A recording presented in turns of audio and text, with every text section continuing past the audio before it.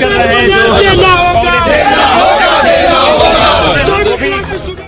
NEET net ക്രമക്കേടുകളിൽ കേന്ദ്ര സർക്കാരിനെതിരെ രാജ്യവ്യാപക പ്രതിഷേധം. ഡൽഹിയിൽ ബിജെപി ഓഫീസിന് മുന്നിലെ കോൺഗ്രസ് മാർച്ചിൽ സംഘർഷം.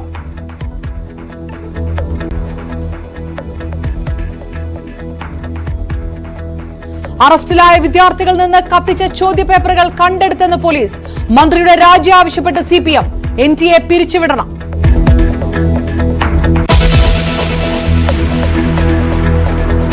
അരവിന്ദ് കെജ്രിവാളിന് തിരിച്ചടി. ജയിൽ മോചനം വൈകും. ജാമ്യ ഉത്തരവ് സ്റ്റേ ചെയ്ത് ഡൽഹി ഹൈക്കോടതി. വിചാരണ കോടതിക്കെതിരെ ഇഡി വാദം മുഴുവൻ കേട്ടില്ല.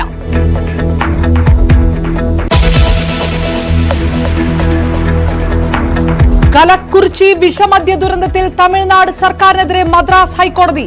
ദുരന്തമുണ്ടാക്കിയത് സർക്കാർ സംവിധാനങ്ങളുടെ നിഷ്ക്രിയത്വമെന്ന വിമർശനം. കേസിലെ മുഖ്യപ്രതി അറസ്റ്റിൽ. ദുരന്തത്തിൽ മരണം 48. നിയമസഭയിൽ പ്രതിഷേധം കടുപ്പിച്ച് പ്രതിപക്ഷം.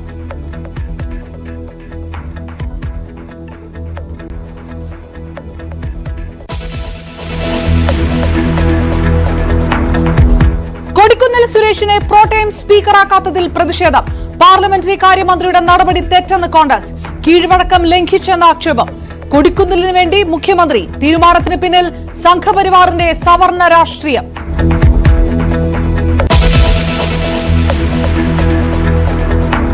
വെള്ളാപ്പള്ളി വർഗീയത വിളമ്പുന്നുവെന്ന് സമസ്ത. RSSന് ഒളിസേവ ചെയ്യുന്നുവെന്ന് മുഖപത്രം. മുസ്ലിം പ്രീണനമെന്ന് പറയുന്ന വെള്ളാപ്പള്ളി കണക്കുകൾ നിരത്തണം. വിമർശനത്തിന് പുല്ലുവിലയെന്ന് വെള്ളാപ്പള്ളി.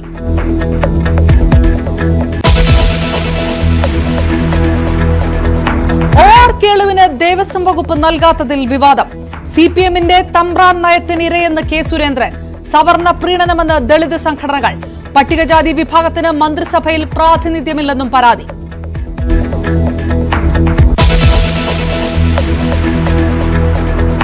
അടുക്കളയുടെ താളം തെറ്റിച്ച് വിലക്കയറ്റം. പച്ചക്കറി വില ഉയരുന്നു. മത്സ്യത്തിനും പൊന്നും വില.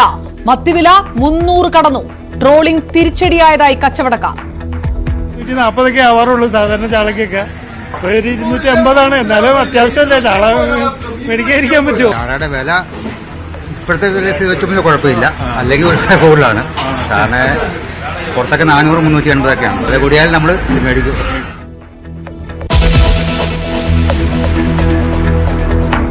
പെരുമഴയിലേക്ക് കേരളം. മറ്റന്നാൾ അതിതീവ്ര മഴയെന്ന് മുന്നറിയിപ്പ്. 3 ജില്ലകളിൽ റെഡ് അലർട്ട്.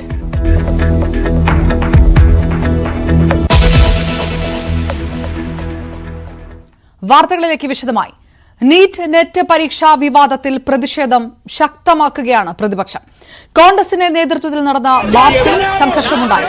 പാർലമെന്റ് വളയൽ സമരത്തിന്റെ ഭാഗമായി കോൺഗ്രസ് നടത്തിയ മാർച്ചിലാണ് പോലീസും പ്രവർത്തകരും തമ്മിൽ ഉന്തും തള്ളുമുണ്ടായത്. കേന്ദ്ര സർക്കാരിനെതിരെ മുദ്രാവാക്യം മുഴക്കി പാർലമെന്റിലേക്ക് നടത്തിയ കോൺഗ്രസ് മാർച്ച് ദില്ലി പോലീസ് തടഞ്ഞതോടെയാണ് സംഘർഷത്തിലേക്ക് കാര്യങ്ങൾ എത്തിയത്.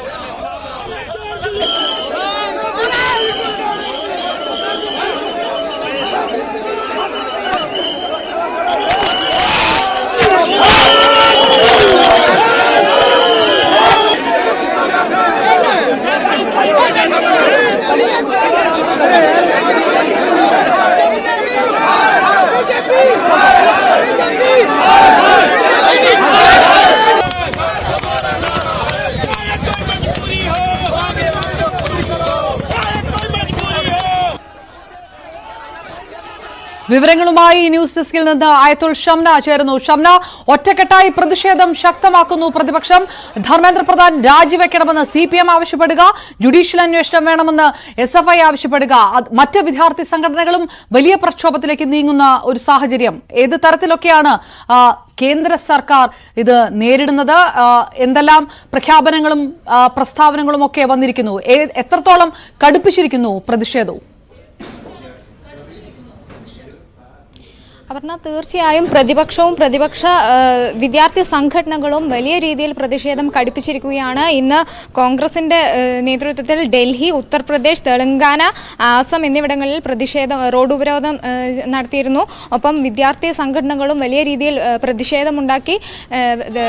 ധർമ്മേന്ദ്ര പ്രധാൻ രാജിവെക്കണം എന്നതുൾപ്പെടെയാണ് ആവശ്യം. കഴിഞ്ഞ ദിവസം വാർത്താ സമ്മേളനത്തിൽ അദ്ദേഹം പറഞ്ഞിരുന്നു നീറ്റ് പരീക്ഷ താൽക്കാലികമായി റദ്ദാക്കില്ല എന്ന് സൂചന നൽകിയിരുന്നു. എന്നാൽ ഇത് വിദ്യാർത്ഥികൾ വിദ്യാർത്ഥികളുടെ ഭാവിയെ ബാധിക്കുന്ന കാര്യമാണ് എന്നത് അടക്കമാണ് വിദ്യാർത്ഥി സംഘടനകളും പ്രതിപക്ഷവും പറയുന്നത്.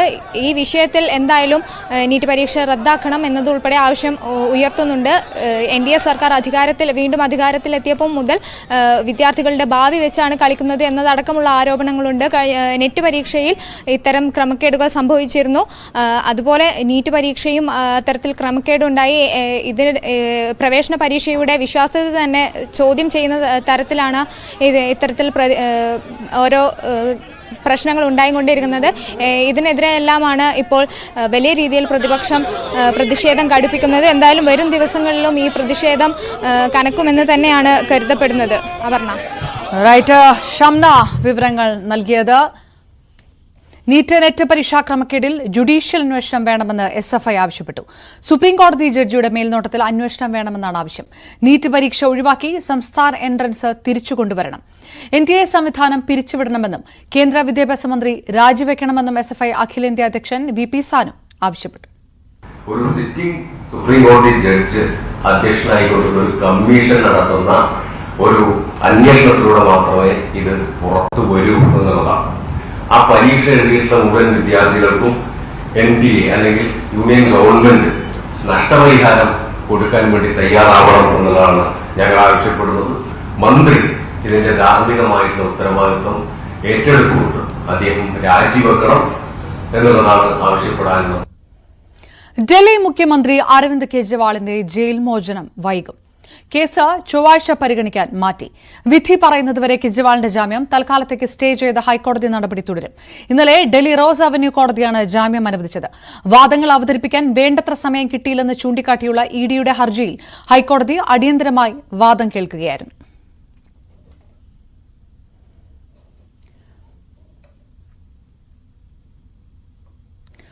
തമിഴ്നാട്ടിലെ കള്ളക്കുറിച്ചി വ്യാജമദ്യ ദുരന്തത്തിൽ സംസ്ഥാന സർക്കാരിനെ അതിരൂക്ഷമായി വിമർശിച്ച് മദ്രാസ് ഹൈക്കോടതി. സർക്കാർ സംവിധാനങ്ങളുടെ നിഷ്ക്രിയത്വമാണ് ദാരുണമായ സംഭവത്തിലേക്ക് നയിച്ചതെന്ന് കോടതി വിമർശിച്ചു. കേസിലെ മുഖ്യപ്രതി ചിന്നദുരയെ അന്വേഷണ സംഘം അറസ്റ്റ് ചെയ്തു. വ്യാജമദ്യ ദുരന്തത്തിൽ മരണം 48 ഉയർന്നു. അതേസമയം മുഖ്യമന്ത്രി MK സ്റ്റാലിന്റെ രാജി ആവശ്യപ്പെട്ടുള്ള AIADMK പ്രതിഷേധത്തിൽ നിയമസഭ പ്രക്ഷുബ്ധമായി. കറുപ്പ് വസ്ത്രം ധരിച്ചാണ് എടപ്പാടി പളനിസ്വാമി അടക്കമുള്ള നേതാക്കൾ നിയമസഭയിൽ എത്തിയത്. இது நெஞ்சை பதற வைக்கின்ற சம்பவம், நாட்டையே உலுக்கிக் கொண்டிருக்கின்ற சம்பவம், மக்கள் கொதித்து போயிருக்கின்ற இந்த சம்பவம் குறித்து கூட சட்டமன்றத்தில் பேசுவதற்கு வாய்ப்பளிக்கவில்லை என்றால் சட்டமன்ற உறுப்பினராக தேர்ந்தெடுக்கப்பட்டதற்கே அர்த்தமில்லாமல் போய்விடும். குறிப்பாக எதிர்க்கட்சி தலைவர் என்ற முறையில், எதிர்க்கட்சி உறுப்பினர் என்ற முறையில் மக்களுடைய பிரச்சனையை அரசுடைய கவனத்திற்கு கொண்டு வருவது எங்களுடைய தலையாய கடமை. அந்த அடிப்படையில் தான் இன்றைய தினம் சட்டமன்றம் கூடியவுடன் கள்ளக்குறிச்சி நடைபெற்றுள்ள கள்ளச்சாராய மரணம் குறித்து பேசுவதற்காக நான் எழுந்தேன். பேரவைத் தலைவர் அனுமதி கொடுக்கவில்லை. தொடர்ந்து நாங்கள் நின்று கொண்டே அனுமதி கேட்டோம். இது ஏழை எளிய தாழ்த்தப்பட்ட ஆதிராவிட மக்கள் இன்றைக்கு இந்த கள்ளச்சாராயம் குடித்து இறந்திருக்கின்றார்கள். அவளை இந்த அரசு முறையாக சிகிச்சையும் அளிக்கவில்லை. இதையெல்லாம் பேச வேண்டும் என்பதற்காகத்தான் நாங்கள் அனுமதி கேட்டோம். ஆனால் சட்டப்பேரவைத் தலைவர் வலுக்கட்டாயமாக எங்களை வெளியேற்றிவிட்டார். சட்டமன்றத்திலே நியாயம் கிடைக்கவில்லை. இன்றைக்கு சட்டப்பேரவைத் தலைவர் அந்த ஆசனத்திலே அமர்ந்து நடுநிலையோடு செயல்பட்டிருக்க வேண்டும். எங்களுக்கு வருத்தம் அளிக்கின்றது. இப்படிப்பட்ட கொடுமையான நிகழ்வுகள் இன்றைக்கு நிகழ்ந்திருக்கின்றன. கிட்டத்தட்ட 50 உயிர்கள் இன்றைக்கு நாம் இழந்திருக்கின்றோம். இது குறித்து சட்டமன்றத்திலே பேச அனுமதி மறுக்கப்பட்ட காரணத்தினால் நாங்கள் அதை எங்களுக்கு அனுமதி வழங்க வேண்டும் என்று தொடர்ந்து குரல் கொடுத்தோம். எங்களை வெளியேற்றிவிட்டார்கள். SNDP യോഗം ജനറൽ സെക്രട്ടറി വെള്ളാപ്പള്ളി നടേശനെതിരെ സമസ്ത മുഖപത്രമായ സുപ്രഭാതം. വെള്ളാപ്പള്ളി RSSന് ഒളിസേവ ചെയ്യുന്നുവെന്നാണ് വിമർശനം. ഈഴവർക്ക് അവകാശപ്പെട്ടത് മുസ്ലിങ്ങളോ ക്രിസ്ത്യാനികളോ തട്ടിയെടുത്തിട്ടുണ്ടെങ്കിൽ വെള്ളാപ്പള്ളി അത് തെളിയിക്കണമെന്നും മുഖപ്രസംഗം ആവശ്യപ്പെട്ടു. രാജ്യസഭാ സീറ്റുകൾ മുസ്ലിങ്ങൾക്കും ക്രിസ്ത്യാനികൾക്കും വീതം വെച്ചുവന്ന വെള്ളാപ്പള്ളി നടേശന്റെ പ്രസ്താവനയ്ക്കെതിരെയാണ് സുപ്രഭാതത്തിന്റെ ലേഖനത്തിലെ വിമർശനം. ഇതിൽ ജനസംഖ്യ ആനുപാതികമായി മുസ്ലിങ്ങൾക്ക് എവിടെയും പരിഗണന കിട്ടുന്നില്ല എന്ന് ലേഖനത്തിൽ പറയുന്നു. കേന്ദ്ര മന്ത്രിസഭയിലും ഒരു മുസ്ലിം പോലുമില്ല. കേരളത്തിൽ 26% മുസ്ലിങ്ങളുണ്ട്. എന്നിട്ടും 21 മന്ത്രിസഭയിൽ 2 പേർ മാത്രമാണ് ഉള്ളത്. അതുപോലെ തന്നെ ഒരു പരിഗണന മാത്രമാണ് ഈഴവർക്കും കിട്ടുന്നത്. താരതമ്യേന ഈഴവരാണ് കേരളത്തിൽ കൂടുതൽ. എന്നിട്ടും ഈഴവർക്ക് താക്കോൽ സ്ഥാനങ്ങളിലൊന്നും പരിഗണനയില്ല. എന്നിട്ടും ഈ ഒരു യാഥാർത്ഥ്യം ഉണ്ടെന്നിരിക്കെ എന്തിനാണ് സംഘപരിവാറിനെ സഹായിക്കുന്ന തരത്തിലുള്ള നിലപാട് വെള്ളാപ്പള്ളി സ്വീകരിക്കുന്ന ചോദ്യമാണ് സുപ്രഭാതത്തിൽ ഉന്നയിക്കുന്നത്. അതായത് ജനസംഖ്യയിൽ 23% ഈഴവരുണ്ട്, നായർ പ്രാതിനിധ്യം 14%. എന്നാൽ അധികാരത്തിന്റെ താക്കോൽ സ്ഥാനങ്ങളിലെ സവർണാധിപത്യവും സ്വകാര്യ മേഖല ഉൾപ്പെടെയുള്ള നായർ പ്രാതിനിധ്യവും തുലനം ചെയ്യാൻ വെള്ളാപ്പള്ളി നടത്തിന് ധൈര്യമുണ്ടോ എന്ന ചോദ്യമാണ് ഉന്നയിക്കുന്നത്. ഇസ്ലാമോഫോബിയ എന്ന സംഘപരിവാർ അജണ്ട ഈഴവരിലേക്ക് പടർത്തുകയാണ് വെള്ളാപ്പള്ളി നടേശൻ ചെയ്യുന്നതെന്നും ലേഖനത്തിൽ വിമർശിക്കുന്നു. അതേസമയം തന്നെ മദ്രസ അധ്യാപകർക്ക് വെള്ളാപ്പള്ളി എപ്പോഴും പ്രചരിപ്പിക്കുന്ന ഒരു കാര്യമാണെന്ന് പറഞ്ഞാണ് അവരത് എടുത്തു പറയുന്നത്. മദ്രസ അധ്യാപകരുടെ ശമ്പളം സർക്കാർ ഖജനാവിൽ നിന്നാണ് നൽകുന്നതെന്നാണ് വെള്ളാപ്പള്ളി പറയുന്നത്. അത് തീർത്തും കള്ളമാണ്. മദ്രസാധ്യാപകരെ ക്ഷേമനിധി ആനുകൂല്യത്തിൽ ഉൾപ്പെടുത്തിയതല്ലാതെ മറ്റൊരു പരിഗണനയും നൽകുന്നില്ല എന്നും സുപ്രഭാതത്തിലെ ഈ ലേഖനത്തിൽ പറയുന്നു. അതോടൊപ്പം തന്നെ എങ്ങനെയാണ് ഇദ്ദേഹം ഈ ഒരു നവോത്ഥാന സമിതിയിൽ തുടരുന്നത് എന്ന ചോദ്യവും ഉന്നയിച്ചാണ് ഈ ലേഖനം അവസാനിക്കുന്നത്. മൈക്രോ ഫൈനാൻസ് തട്ടിപ്പ് ഉൾപ്പെടെയുള്ള നിരവധി തട്ടിപ്പ് കേസിൽ പ്രതിയായ ഒരാൾ അതിൽ നിന്നെല്ലാം എങ്ങനെ സമർത്ഥമായി ഊരിപ്പോരുന്നുവെന്നും ഇങ്ങനെ ഒരാളെ എങ്ങനെ നവോത്ഥാന സമിതി ചെയർമാൻ സ്ഥാനത്ത് തുടരാൻ LDF അനുവദിക്കുന്നുവെന്ന ചോദ്യവും ഈ ലേഖനത്തിൽ സുപ്രഭാതം ഉയർത്തുന്നുണ്ട്. അതോടൊപ്പം തന്നെ വെള്ളാപ്പള്ളിയുടെ വിഷം ചീറ്റലിൽ UDFന്റെ മൗനം കപടകരവും അപകടകരവുമാണെന്ന് പറഞ്ഞുകൊണ്ടാണ് ഈ ലേഖനം അവസാനിപ്പിക്കുന്നത്. മലപ്പുറത്ത് നിന്നും CB അനുമോദ്, ന്യൂസ് 18. സമസ്തയുടെ വിമർശനങ്ങൾക്ക് പുല്ലുവിലയെ കൽപ്പിക്കുന്നുള്ളൂ എന്നാണ് വെള്ളാപ്പള്ളിയുടെ മറുപടി. വർഗീയത വിളമ്പുന്നതാണ് സമസ്ത മുഖപത്രം. ആർക്കാണ് കൂടുതൽ ആനുകൂല്യം കിട്ടിയതെന്ന് സാമൂഹിക സാമ്പത്തിക സർവേ നടത്തിയാൽ വ്യക്തമാകുമെന്നുമാണ് വെള്ളാപ്പള്ളിയുടെ പ്രതികരണം. ലോക്സഭാ തെരഞ്ഞെടുപ്പിലെ കനത്ത തോൽവിക്ക് കാരണമെന്ന് CPM കണ്ടെത്തിയ മുഖ്യപ്രശ്നമാണ് ഈഴവ വോട്ടുകളിലെ ചോർച്ച. പരമ്പരാഗത വോട്ടുകളിലുണ്ടായ ഈ നഷ്ടം എങ്ങനെ പരിഹരിക്കുമെന്ന ഗൌരവ ചർച്ചകളാണ് കഴിഞ്ഞ ദിവസങ്ങളിൽ നടന്ന CPM നേതൃയോഗങ്ങളുണ്ടായത്. ഓരോ മണ്ഡലങ്ങളിലുമുണ്ടായ വോട്ട് നഷ്ടം CPM വിശദമായി വിലയിരുത്തി. ദീർഘകാല അജണ്ടയിട്ട് സംഘപരിവാർ നടത്തിയ നീക്കങ്ങളാണ് ഈഴവ വോട്ടുകൾ നഷ്ടമാക്കിയതെന്നാണ് CPM വിലയിരുത്തൽ. ആലപ്പുഴ, ആറ്റിങ്ങൽ മണ്ഡലങ്ങളിലെ തോൽവിക്ക് സുപ്രധാന കാരണമായി CPM വിലയിരുത്തിയതും ഇതുതന്നെയാണ്. എന്നാൽ സംസ്ഥാന അടിസ്ഥാനത്തിൽ CPM വോട്ട് ബാങ്കിലുണ്ടായ ഈ ചോർച്ച എങ്ങനെയാണ് സംഭവിച്ചത്? പരിശോധിക്കാം. CPM വോട്ട് ബാങ്കിൽ അടിസ്ഥാനപരമായി ചോർച്ച സംഭവിച്ചിരിക്കുന്നുവെന്ന് പാർട്ടി തന്നെ സമ്മതിച്ചിരിക്കുന്നു. പ്രത്യേകിച്ച് എല്ലാ കാലത്തും CPMനൊപ്പം ഉറച്ചു നിന്ന ഈഴവ വിഭാഗത്തിന്റെ വലിയൊരു ശതമാനം വോട്ടിൽ മാറ്റമുണ്ടായിട്ടുണ്ട്. കുറേയേറെ വോട്ടുകൾ BJPയിലേക്ക് പോയിട്ടുണ്ട്. ഇത് 2 മണ്ഡലങ്ങളെ അടിസ്ഥാനപ്പെടുത്തിയാണ് പ്രധാനമായും. ആലപ്പുഴ, ആറ്റിങ്ങൽ മണ്ഡലങ്ങൾ, ഈ 2 മണ്ഡലങ്ങളാണ് ഇത് ഏറ്റവും പ്രത്യക്ഷമായി ബാധിച്ചിട്ടുള്ളത്. പക്ഷേ കേരളത്തിലെ 20 മണ്ഡലങ്ങളിലും ഇത് ഏറെയും കുറഞ്ഞും ബാധിച്ചിട്ടുണ്ട് എന്നുള്ള വിലയിരുത്തലാണ് CPMനുള്ളത്. ഇതിന് പ്രധാന കാരണമായി കണ്ടെത്താൻ കഴിയുന്നത് ഈഴവ വോട്ടുകൾ പോയ വഴി ന്യൂനപക്ഷ പ്രീണനം എന്ന പ്രതീതി ഉണ്ടായി എന്നുള്ളതാണ്. ന്യൂനപക്ഷങ്ങൾക്ക് അനാവശ്യമായ പ്രീണനം ലഭിക്കുന്നു എന്നുള്ള പ്രതീതി സാധാരണക്കാരായ ആളുകൾക്കുണ്ടായി. അത് ഒരു കാരണമായി എന്ന് വിലയിരുത്തുന്നു. അതോടൊപ്പം തന്നെ പ്രാതിനിധ്യം കുറയുന്നു എന്ന് തോന്നൽ, ഈഴവ വിഭാഗത്തിൽ നിന്നുള്ളവർക്ക് പാർട്ടിയിൽ അർഹമായ പ്രാതിനിധ്യം, നേതൃനിരയിലടക്കം പ്രാതിനിധ്യം കുറയുന്നു എന്നുള്ള തോന്നൽ ഉണ്ടാവുന്നു. അതോടൊപ്പം തന്നെ സംഘപരിവാറിന്റെ രാഷ്ട്രീയ നീക്കം, വളരെ മുൻകൂട്ടി തന്നെ സംഘപരിവാർ ഈഴവ വിഭാഗത്തെ അടുപ്പിക്കാൻ വേണ്ടി നടത്തിയ രാഷ്ട്രീയ നീക്കം ഒരു പരിധിവരെ തിരിച്ചടിയായി എന്ന് കരുതുന്നു. അതോടൊപ്പം തന്നെ സംഘപരിവാറുമായി ഈഴവ വിഭാഗത്തിനുണ്ടായിരുന്ന വലിയൊരു അകൽച്ച, ഈഴവ വിഭാഗം എന്ന് പറയുമ്പോൾ എല്ലാ കാലത്തും ഇന്നലെ CPM സംസ്ഥാന സെക്രട്ടറി MV ഗോവിന്ദൻ പറഞ്ഞതുപോലെ CPMന്റെ അടക്കം നട്ടല്ലായി നിന്നൊരു പാർട്ടിയാണ്. മഹാഭൂരിപക്ഷം പേർ ഇടതു പാർട്ടികളിലും അല്ലെങ്കിൽ ബാക്കിയുള്ളവർ കോൺഗ്രസിനും വോട്ട് ചെയ്യുന്നൊരവസ്ഥയിൽ നിന്ന് വളരെ ചുരുങ്ങിയ ആളുകൾ മാത്രമായിരുന്നു BJPയിലേക്ക് വോട്ട് ചെയ്തതെങ്കിൽ BJPയിലേക്ക് പോകാനുള്ള ഒരു അകൽച്ച ഒഴിവാക്കാൻ BDJSന്റെ ക്രമാനുഗതമായ വളർച്ചയും അതിന്റെ ഇടപെടലും കാരണമായി എന്ന് പറയുന്നു. അതോടൊപ്പം തന്നെ വെള്ളാപ്പള്ളിയെ കൈകാര്യം ചെയ്യുന്നതിലെ പിഴവുണ്ടായിട്ടുണ്ട്. പ്രധാനപ്പെട്ട കാലങ്ങളിലെല്ലാം തന്നെ വെള്ളാപ്പള്ളിക്കെതിരെ തുറന്ന പോരിൽ നിൽക്കുക, ഈഴവ വിഭാഗത്തെ ഒപ്പം നിർത്തുക എന്നുള്ള തന്ത്രമായിരുന്നു CPM ഉപയോഗിച്ചിരുന്നത്. VS അച്യുതാനന്ദനടക്കം മുന്നിൽ നിന്നുകൊണ്ട് വെള്ളാപ്പള്ളിക്കെതിരെ മൈക്രോ ഫിനാൻസ് അഴിമതി അടക്കം മുൻകൂട്ടി ഉയർത്തിക്കൊണ്ടുള്ള ആരോപണങ്ങൾ ഉയർത്തുമ്പോഴും ഈഴവ വിഭാഗത്തിന്റെ വോട്ട് ലഭിച്ചിരുന്നു. പക്ഷേ ഇപ്പോൾ വെള്ളാപ്പള്ളി നടേശൻ ഒപ്പമുണ്ട്, ഈഴവ വിഭാഗത്തിൽ നല്ലൊരു ശതമാനം ഒപ്പമില്ല എന്നുള്ളതാണ് അവസ്ഥ. നമുക്ക് 2 മണ്ഡലങ്ങൾ വേഗത്തിൽ നോക്കിയാൽ ആലപ്പുഴയിൽ KC വേണുഗോപാൽ ഇത്തവണ ലഭിച്ചത് 38.21% വോട്ട്, ആരിഫിന് 32.21%, ശോഭാ സുരേന്ദ്രന് 28.3% വോട്ടാണ്. ചെറിയ വോട്ടിന്റെ വ്യത്യാസം മാത്രമാണ് ആലപ്പുഴ പോലും മണ്ഡലത്തിൽ ഉണ്ടായിരിക്കുന്നത്. 2019 കണക്ക് വെച്ച് നോക്കുമ്പോഴാണ് ഇത് ഏറ്റവും വ്യക്തമാകുന്നത്. 17.24% മാത്രമുണ്ടായിരുന്ന വോട്ടാണ് ഇത്തവണ ഇത്തവണ 28% വർദ്ധിച്ചത്. ആ സമയത്ത് 32% ഇത്തവണ CPM ലഭിച്ചത്. 40% എന്നുള്ളതാണ് 32% CPM വോട്ട് കുറഞ്ഞത്.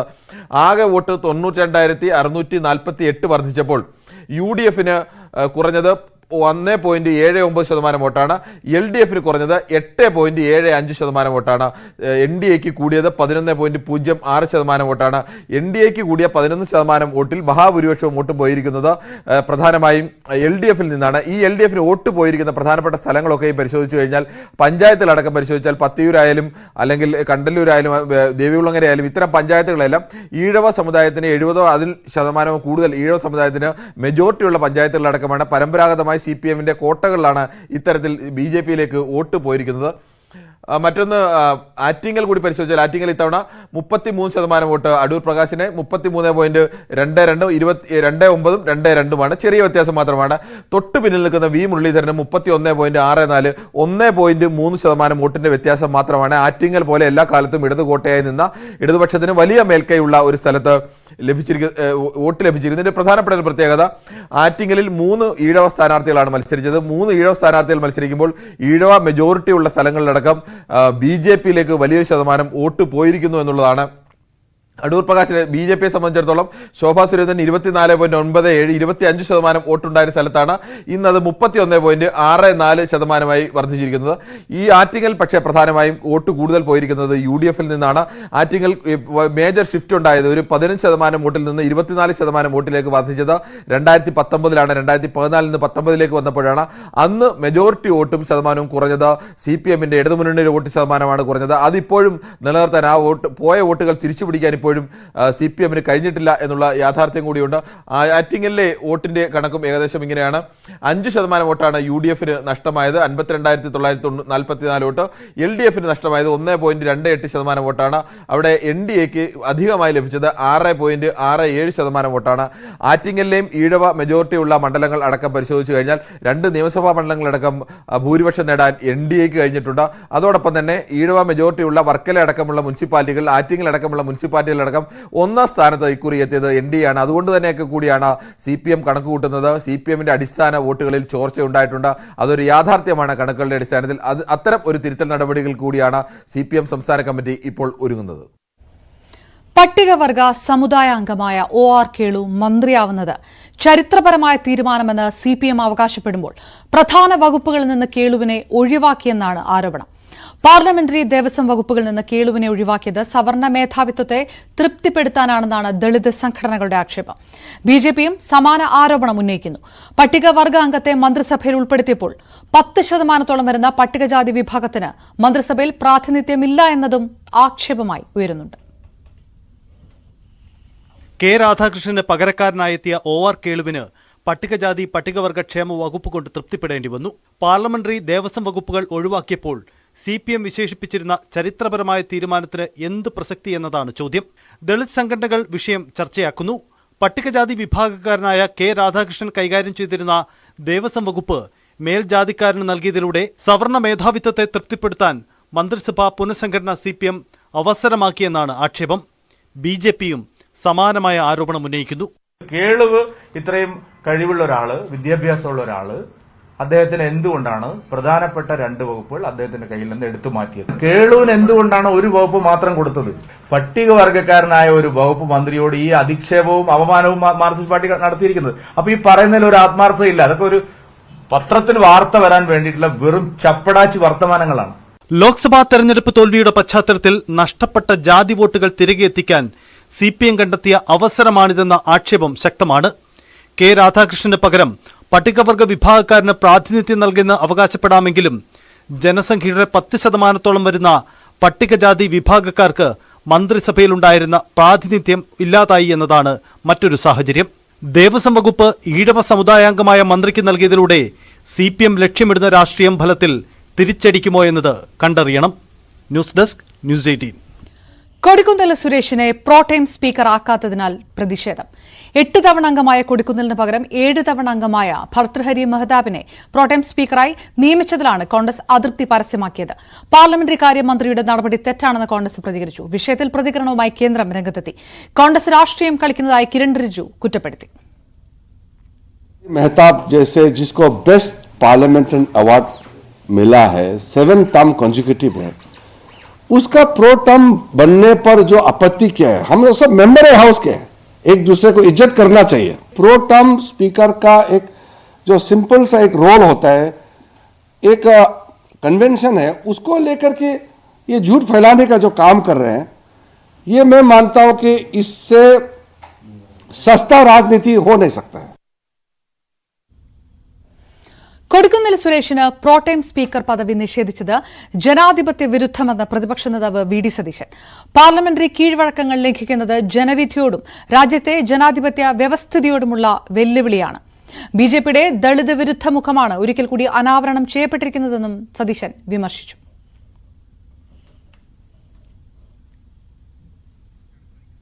കൊടുക്കുന്നിൽ സുരേഷിന് വേണ്ടി മുഖ്യമന്ത്രി പിണറായി വിജയൻ പാർലമെന്ററി കീഴ്വഴക്കങ്ങൾ ലംഘിച്ചുകൊണ്ട് ലോക്സഭാ പ്രോടൈം സ്പീക്കറെ നിയമിച്ച നടപടി പ്രതിഷേധാർഹമെന്ന് പിണറായി പ്രസ്താവനയിൽ പറഞ്ഞു. സഭയിൽ ഏറ്റവും കൂടുതൽ കാലം അംഗമായിട്ടും മാവേലിക്കര എം പി കൊടുക്കുന്നിൽ സുരേഷിനെ തഴഞ്ഞത് എന്തിനാണെന്ന് കേന്ദ്ര സർക്കാർ വ്യക്തമാക്കണം. സംഘപരിവാർ പിന്തുടരുന്ന സവർണ രാഷ്ട്രീയമാണ് ഈ തീരുമാനത്തിന് പിന്നിലെന്ന് സംശയിക്കുന്നവർക്ക് എന്താണ് ബിജെപിയുടെ മറുപടിയെന്ന് പിണറായി ചോദിച്ചു. പാർലമെന്ററി ജനാധിപത്യ മര്യാദകളെയും സഭയിലെ കീഴ്വഴക്കങ്ങളെയും അംഗീകരിക്കില്ല എന്ന ധാർഷ്ട്യമാണ് ബിജെപിക്ക്. ധിക്കാരപരമായ ഈ സമീപനം ഇന്ത്യൻ ജനാധിപത്യത്തോടുള്ള വെല്ലുവിളിയും അവഹേളനവുമായി മാത്രമേ കാണാൻ കഴിയൂവെന്നും മുഖ്യമന്ത്രി പറഞ്ഞു. ഉപതെരഞ്ഞെടുപ്പിൽ സജീവമാകില്ലെന്ന് കോൺഗ്രസ് നേതാവ് കെ മുരളീധരൻ. അതേസമയം പ്രിയങ്ക ഗാന്ധി മത്സരിക്കുന്നതിനാൽ വയനാട്ടിൽ പ്രവർത്തിക്കും. കെപിസിസി പ്രസിഡന്റിനെ മാറ്റേണ്ട സാഹചര്യം ഇല്ല എന്നും മുരളീധരൻ പറഞ്ഞു. ഞാൻ പറഞ്ഞല്ലോ, ഒരു കൊല്ലത്തേക്ക് ഒന്നിലുമില്ല, ലോക്കൽ ബോഡി ഇലക്ഷനിൽ സജീവമാവും എന്ന് ഞാൻ പറഞ്ഞാണല്ലോ. ഇപ്പോൾ തിരുവനന്തപുരം മാത്രം കേന്ദ്രീകരിച്ചുകൊണ്ടുള്ള പ്രാദേശിക പ്രവർത്തനം മാത്രമേ ഉള്ളൂ. പ്രിയങ്ക ഗാന്ധി മത്സരിക്കുന്നതുകൊണ്ട് തീർച്ചയായിട്ടും വയനാട്ടിലുണ്ടാവും. കാരണം ഗാന്ധി കുടുംബത്തിലെ, നെഹ്റു ഗാന്ധി കുടുംബത്തിലെ ഒരു അംഗം മത്സരിക്കുമ്പോൾ ഒരു കോൺഗ്രസ്സുകാരനും മാറി നിൽക്കാൻ കഴിയില്ല. അതുകൊണ്ട് സജീവമായിട്ട് വയനാട്ടിലുണ്ടാവും. ഇപ്പോഴത്തെ പ്രസിഡന്റിന് ഒരു കുഴപ്പമില്ല. 2018 ജയിച്ചത് അദ്ദേഹത്തിന്റെ നേതൃത്വത്തിലാണ്. അങ്ങനെയുള്ള ഒരാളെ ഇറക്കി വിടുന്ന ഒരു സാഹചര്യം കേരളത്തിലില്ല. തൃശൂരിലെ തോൽവിക്ക് പിന്നാലെ പാർട്ടിയോട് ഇടഞ്ഞു നിന്നിരുന്ന കെ മുരളീധരൻ വട്ടിയൂർക്കാവിൽ പ്രവർത്തനം ആരംഭിച്ചു. തന്റെ പഴയ മണ്ഡലത്തിൽ സജീവമാകുന്നതിലൂടെ മുരളീധരന്റെ ലക്ഷ്യം നിയമസഭാ തെരഞ്ഞെടുപ്പാണ്. മണ്ഡലത്തിലെ നേതാക്കളുമായുള്ള ചർച്ചകളും കൂടിക്കാഴ്ചകളുമായി മുരളീധരൻ സജീവമായി കഴിഞ്ഞു. മുരളി വട്ടിയൂർക്കാവിനെ ഉപേക്ഷിച്ചു പോയ ആളാണെന്ന് വി കെ പ്രശാന്ത് എം.എൽ.എ ആരോപിച്ചു. നേമത്തും വടകരയിലും പരാജയപ്പെട്ടു, ഇനി വട്ടിയൂർക്കാവിലും പരാജയപ്പെടും. മുരളിക്ക് ഇക്കരെ നിൽക്കുമ്പോൾ അക്കരെ പച്ചയാണെന്നും വി കെ പ്രശാന്ത് പ്രതികരിച്ചു. വട്ടിയൂർക്കാവിലെ എം.എൽ.എ ആയിരിക്കെ 2019 ലോക്സഭാ തെരഞ്ഞെടുപ്പിൽ മത്സരിക്കുന്നതിന് വേണ്ടിയാണ് വടകരയിലേക്ക് കെ മുരളീധരൻ ചേക്കേറിയത്. ആ സമയത്ത് വലിയ ഭൂരിപക്ഷത്തോടുകൂടി വടകരയിൽ വിജയിച്ചതിനെ തുടർന്ന് വട്ടിയൂർക്കാവ് മണ്ഡലം അദ്ദേഹം കൈവിടുകയും രാജിവെക്കുകയും പിന്നീട് എം.പി ആയി തുടരുകയും ചെയ്യുന്ന പശ്ചാത്തലമായിരുന്നു ഉണ്ടായിരുന്നത്. പിന്നീട് ഈ കഴിഞ്ഞ ലോക്സഭാ തെരഞ്ഞെടുപ്പിൽ വലിയ തിരിച്ചടി തൃശൂരിൽ നിന്ന് ഏറ്റുവാങ്ങേണ്ടി വന്നു. 3ാം സ്ഥാനത്തേക്ക് പിന്തള്ളപ്പെട്ടതിനെ തുടർന്ന് വലിയ അസ്വാരസ്യങ്ങൾ, ഒപ്പം തന്നെ നേതൃത്വത്തിനെതിരെ കടുത്ത വിമർശനവുമായി അദ്ദേഹം രംഗത്ത് വരികയും ചെയ്തു നമ്മൾ കാണുകയും ചെയ്തതാണ്. ഒപ്പം തന്നെ കെ സുധാകരൻ അടക്കമുള്ള നേതാക്കളെത്തി ഒരു അനുനയ ശ്രമിച്ചുവെങ്കിൽ പോലും തന്നെ തൽക്കാലം താൻ പൊതുരംഗത്തേക്കില്ല എന്നുള്ള നിലപാടിൽ ഉറച്ചു നിൽക്കുകയാണ് കെ മുരളീധരൻ ചെയ്യുകയും ചെയ്ത്. ആ ഒരു സാഹചര്യത്തിൽ കൂടിയാണ് അദ്ദേഹത്തിന്റെ പ്രധാനപ്പെട്ട ഒരു സുപ്രധാന തീരുമാനത്തിലേക്ക് അദ്ദേഹം കടക്കുകയും ചെയ്തിരിക്കുന്നത്. ഇത് മുൻകാലങ്ങളിൽ അദ്ദേഹം മത്സരിച്ച വട്ടിയൂർക്കാവ് തന്നെ അടുത്ത 2026 നിയമസഭാ തെരഞ്ഞെടുപ്പിൽ മത്സരിക്കുന്നതിന് വേണ്ടിയുള്ള ഒരു ശ്രമം, അവിടെ സംഘടനാ തലത്തിലാകട്ടെ അല്ലെങ്കിൽ അവിടുത്തെ പ്രാദേശിക നേതാക്കളുമായും ഒപ്പം തന്നെ സാമുദായിക നേതാക്കളുമായും ഒക്കെ അദ്ദേഹം കൂടിയാലോചനകൾ നടത്താൻ തീരുമാനിച്ചിരിക്കുന്നു എന്നുള്ളത് തന്നെയാണ് ഏറ്റവും ശ്രദ്ധേയമായ കാര്യം. കഴിഞ്ഞ ദിവസങ്ങളിലൊക്കെ തന്നെ അദ്ദേഹത്തിന്റെ വീട്ടിലും അദ്ദേഹത്തിന്റെ ഓഫീസിലുമൊക്കെ തന്നെ കൂടുതൽ ആളുകളെത്തി ഇതുമായി ബന്ധപ്പെട്ടുള്ള ചർച്ചകൾ കേന്ദ്രീകരിച്ച് നടക്കുന്നുണ്ട്. കൂടാതെ അദ്ദേഹം പറഞ്ഞ പ്രധാനപ്പെട്ട കാര്യങ്ങളിലൊന്ന്, ഈ വാർഡ് തലത്തിൽ സ്ഥാനാർത്ഥികളെ നിശ്ചയിക്കുമ്പോൾ വാർഡിലെ കോൺഗ്രസ് നേതാക്കളുടെയും ഒപ്പം തന്നെ UDF നേതാക്കളുടെയും പ്രതികരണം അല്ലെങ്കിൽ അവരുടെ അഭിപ്രായത്തിന് അനുസരിച്ച് വേണം അത്തരത്തിലുള്ള സ്ഥാനാർത്ഥി നിർണ്ണയം നടത്താൻ. മറ്റുള്ളവരുടെ കാര്യങ്ങൾ നോക്കിയല്ല ഇത്തവണ സ്ഥാനാർത്ഥികളെ തദ്ദേശ തെരഞ്ഞെടുപ്പിലേക്ക് പ്രഖ്യാപിക്കേണ്ടതെന്നുള്ളൊരു ആവശ്യം അദ്ദേഹം മുന്നോട്ട് വയ്ക്കുകയും ചെയ്തിരുന്നു. അതൊക്കെ തന്നെ KPCC നേതൃത്വം സ്വീകരിച്ചിരിക്കുന്നു എന്നതിന്റെ തെളിവ് കൂടിയായിരുന്നു കഴിഞ്ഞ ദിവസം ചേർന്ന KPCC നേതൃയോഗത്തിൽ ഇത് സംബന്ധിച്ചുള്ള ഒരു പരാമർശമുണ്ടായത്. വാർഡ് തലത്തിൽ ഈ രീതിയിൽ മാത്രമേ സ്ഥാനാർത്ഥി നിർണ്ണയം പാടുള്ളൂ എന്നുള്ളൊരു കാര്യം കൂടി നേതാക്കൾ മുന്നോട്ട് വയ്ക്കുകയും ചെയ്തു. എന്തായാലും വട്ടിയൂർക്കാവ് തിരിച്ചുപിടിക്കുന്നതിന് വേണ്ടി കെ മുരളീധരൻ എന്നുള്ള അതിശക്തനായിട്ടുള്ള സ്ഥാനാർത്ഥി അല്ലാതെ മറ്റൊരാളെ കോൺഗ്രസ് ചൂണ്ടിക്കാണിക്കാൻ സാധിക്കില്ല. കാരണം 2019 ഉപതെരഞ്ഞെടുപ്പിൽ കെ മോഹൻകുമാർ മത്സരരംഗത്തേക്ക് വന്നുവെങ്കിൽ പോലും ദയനീയമായി പരാജയപ്പെട്ടു. 2021 തെരഞ്ഞെടുപ്പിലും സമാന സാഹചര്യം വീണ എസ് നായർക്കും നേരിടേണ്ടി വരികയും ചെയ്തു. അതായത് ജനകീയ മുഖമുള്ള ഒരു നേതാവായിട്ടുള്ള വി കെ പ്രശാന്തിനെ ഇറക്കിക്കൊണ്ടായിരുന്നു, പുതുമുഖമായ അദ്ദേഹത്തെ ഇറക്കിക്കൊണ്ടായിരുന്നു ഉപതെരഞ്ഞെടുപ്പിലൂടെ വട്ടിയൂർക്കാവ് എന്ന കോൺഗ്രസിന്റെ ഉറച്ച മണ്ഡലം തിരികെ പിടിക്കാൻ LDFന് സാധിക്കുകയും ചെയ്ത്. എന്തായാലും ഇത്തവണ സ്ഥാനാർത്ഥി ആയി വരുന്ന വി കെ പ്രശാന്തിന്റെ പ്രതികരണം ഇങ്ങനെയാണ്. വട്ടിയൂർക്കാവ് നിയമസഭാ അംഗത്വം ഉപേക്ഷിച്ചിട്ടാണ് അദ്ദേഹം വടകരയിലേക്ക് പോയത്. അപ്പം വട്ടിയൂർക്കാവിനെ ഉപേക്ഷിച്ച് പോയ ആൾ സ്റ്റേറ്റ് രാഷ്ട്രീയത്തിൽ തന്നെയാണ് അന്നുള്ളത് ഇന്നും ഉള്ളത്. ഇക്കരെ നിൽക്കുമ്പോൾ അക്കരെ പച്ച എന്ന് അദ്ദേഹത്തിന് തോന്നിക്കാണും. അപ്പൊ അതിന്റെ അടിസ്ഥാനത്തിലാണ് അദ്ദേഹം പോയത്. അതിനെക്കുറിച്ച് എനിക്കൊന്നും പറയാനില്ല. ഇപ്പോഴത്തെ ഒരു സാഹചര്യം നമുക്ക് എല്ലാവർക്കും അറിയാം. അദ്ദേഹം നേമത്ത് പരാജയപ്പെട്ടു, വടകരയിൽ പരാജയപ്പെട്ടു, ഇനി വട്ടിയൂർക്കാവിലും പരാജയപ്പെടുമെന്നാൽ അത്രയേ ഉള്ളൂ അതെനിക്ക് സൂചിപ്പിക്കാനുള്ളത്. എന്തായാലും കെ മുരളീധരൻ കടന്നു വരികയാണ് എങ്കിൽ അദ്ദേഹത്തെ സ്വാഗതം ചെയ്യുകയാണ് വി കെ പ്രശാന്ത് ചെയ്തിരിക്കുന്നത്. എന്തായാലും ഒരു പടി മുകളിലേക്ക് തന്നെ കൂടുതൽ പ്രവർത്തനവുമായി നേതൃത്വത്തിന് പറയുന്നതിന് മുമ്പ് തന്നെ ഈ അദ്ദേഹം മണ്ഡലം തിരിച്ച് പിടിക്കുന്നതിന് വേണ്ടി, മണ്ഡലത്തിൽ സജീവമാകുന്നതിന് വേണ്ടിയുള്ള ശ്രമങ്ങളാണ് കെ മുരളീധരന്റെ ഭാഗത്തു നിന്നും ഉണ്ടായിരിക്കുന്നത്. എല്ലാ നേതാക്കളുമായും സാമുദായിക നേതാക്കളുമായും അദ്ദേഹം കൂടിക്കാഴ്ച നടത്തുന്നു. കൂടാതെ ഇനിയുള്ള ദിവസങ്ങളിൽ അദ്ദേഹം കൂടുതൽ സമയം ചെലവഴിക്കുന്നത് വട്ടിയൂർക്കാവിൽ വെച്ചാണ് എന്നാണ് മനസ്സിലാക്കാൻ സാധിക്കുന്നത്. അതിനുവേണ്ടിയുള്ള നീക്കം തന്നെ എന്തായാലും കെ മുരളീധരൻ തുടങ്ങിക്കഴിഞ്ഞിരിക്കുന്നു. മറ്റ് ഏതെങ്കിലും സ്ഥാനാർത്ഥിയെ മുന്നോട്ട് വെച്ചുകൊണ്ട് UDF നേതൃത്വത്തിനോ അല്ലെങ്കിൽ കോൺഗ്രസ് നേതൃത്വത്തിനോ വട്ടിയൂർക്കാവിനെ സംബന്ധിച്ച് മുന്നോട്ട് പോകാനാകില്ല എന്നതും ശ്രദ്ധേയമായ കാര്യമാണ്. ക്യാമറമാൻ ഹിരൺ ശ്യാമിനൊപ്പം MG ബിതുൻ, ന്യൂസ് 18 തിരുവനന്തപുരം. രാജ്യാന്തര യോഗ ദിനം ആചരിച്ച് ലോകം. ആഗോള നന്മയുടെ പ്രേരക ശക്തിയായി ലോകം യോഗയെ കാണുന്നതായി പ്രധാനമന്ത്രി പറഞ്ഞു. ശ്രീനഗറിൽ നടന്ന യോഗാ ദിനാചരണത്തിന് പ്രധാനമന്ത്രി നേതൃത്വം നൽകി. രാജ്യത്തിന്റെ വിവിധ ഭാഗങ്ങളിൽ നടന്ന യോഗാ ദിനാചരണത്തിൽ കേന്ദ്രമന്ത്രിമാർ ഭാഗമായി. अभ्यास शुरू करेंगे। सभी आसनों का अभ्यास एक ही बार करेंगे। पहला आसन ताड़ासन, दोनों पैरों के बीच में 2 इंच का दूरी बना के रखिए। दोनों हाथों को सामने से कंधों के समानांतर लेके आएंगे। दोनों हथेलियों को मिलाइए और उंगलियों को फंसाइए और हथेलियों को बाहर की तरफ घुमाइए और धीरे धीरे दोनों हाथों को ऊपर उठाइए। हो सके तो एडियों को 10ാമത് യോഗാ ദിനം വിപുലമായാണ് ലോകം ആചരിച്ചത്. ഇത്തവണ ശ്രീനഗറിലായിരുന്നു പ്രധാനമന്ത്രി നരേന്ദ്രമോദി യോഗാ ദിനാചരണത്തിന് നേതൃത്വം നൽകിയത്. കഴിഞ്ഞ 10 വർഷത്തിനിടെ യോഗയുടെ പ്രചാരം വർദ്ധിച്ചതായും യോഗ തൊഴിലവസരം സൃഷ്ടിച്ചതായും പ്രധാനമന്ത്രി പറഞ്ഞു. ഋഷികേശ് മുതൽ കേരളം വരെ യോഗ ടൂറിസത്തിന്റെ പുതിയ പ്രവണതയ്ക്ക് സാക്ഷ്യം വഹിക്കുകയാണെന്നും മോദി. अब सीमित दायरे से बाहर निकल रहा है। आज दुनिया एक नई योग इकोनॉमी को आगे बढ़ने में देख रही है।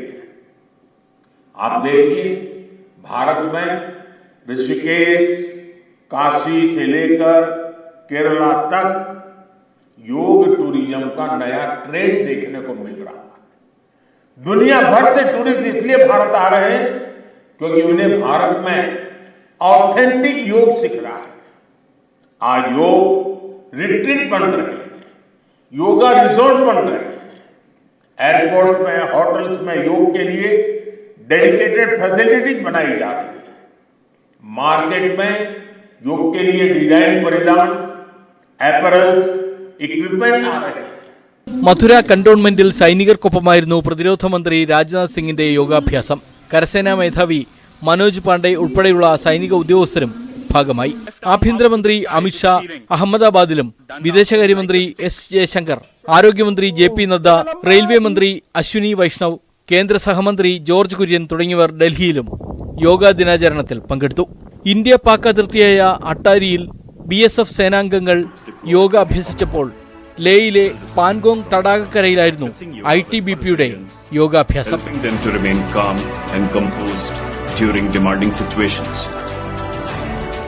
ന്യൂയോർക്ക്, ലണ്ടൻ എന്നിവിടങ്ങളിലും യോഗാ ദിനം ആചരിച്ചു. This day was declared as the International Day of Yoga by United Nations. So today we're going to celebrate the International Day of Yoga. News desk, news 18. സംസ്ഥാനത്തും വിപുലമായി യോഗാ ദിനം ആചരിച്ചു. തിരുവനന്തപുരം ക്രാഫ്റ്റ് വില്ലേജിൽ നടന്ന യോഗാ ദിനാചരണത്തിൽ കേന്ദ്രമന്ത്രി സുരേഷ് ഗോപി ഭാഗമായി. 500-ലധികം വിദ്യാർത്ഥികൾ ക്രാഫ്റ്റ് വില്ലേജിൽ നടന്ന യോഗാ ദിനാചരണത്തിൽ പങ്കെടുത്തു. Drop your head back to the left, Chin to the chest. Now it in the opposite direction. Head back to the center. Palakkad സംഘടിപ്പിച്ച യോഗ ദിനാചരണത്തിൽ ബിജെപി സംസ്ഥാന അധ്യക്ഷൻ കെ സുരേന്ദ്രൻ പങ്കെടുത്തു.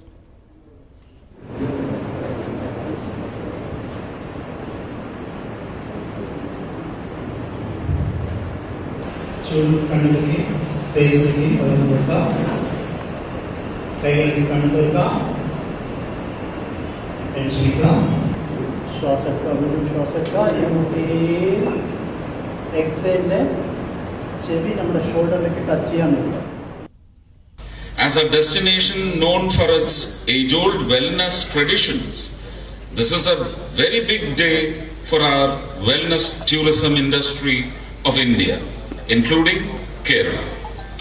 As we are all aware, India gave yoga to the world, and we in the Ministry of Tourism, Government of India, are elated with the designation of 21st June as International Day of Yoga.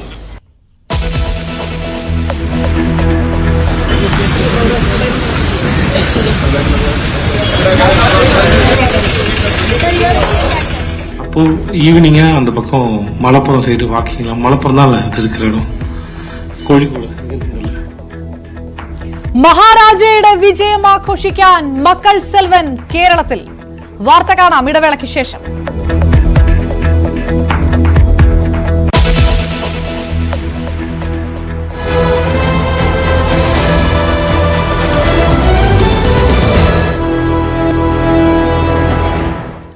വിലക്കയറ്റം സർവ്വ നിയന്ത്രണങ്ങളും ഭേദിച്ച് മുന്നോട്ടു പോകുമ്പോൾ മത്സ്യവിപണിയിൽ പുതിയ താരോദയം ഉണ്ടായിരിക്കുകയാണ്. സാധാരണക്കാരുടെ പ്രിയപ്പെട്ട ഇനമായ മത്തിയുടെ വില 300 കടന്നു. ട്രോളിംഗ് അവസാനിക്കാതെ ഇനി വില കുറയുമെന്ന പ്രതീക്ഷയുമില്ല.